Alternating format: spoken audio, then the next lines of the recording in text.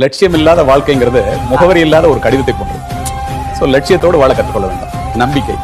ஒரு பறவை கூட மரக்கிளையில உட்காரும் போது கிளை முறிந்து விடுமே என்று அஞ்சுவதில்லை. பறவை நம்பி இருப்பது தன்னுடைய சிறகுகளை தவிர கிளைகள் இல்லை. கிளை முறிஞ்சால் பறவை பறந்து விடும். அந்த நம்பிக்கை வேணும். அப்படியே விழுந்து கிடந்தால் சிலந்தி கூட நம்மை சிறைப்பிடிக்கும். எழுந்து நடந்தால் எரிமலையும் நமக்கு வழி கொடுக்கும். இந்த மாதிரி திங்கிங் வரணும். அதோட மட்டும் இல்ல, முயற்சி. கடல்ல ஒருத்தன் குதிச்சு முத்து எடுக்காம வெளியில வந்தா கடல்ல முத்து இல்லைன்னு அர்த்தம். நம்ம முயற்சியில குறைவு தான். என்னுடைய முயற்சிகளை நீ பலமுறை கைவிட்டது. நான் என்னுடைய முயற்சி ஒரு முறை கூட கைவிட்டேன். ஏன் தெரியுமா?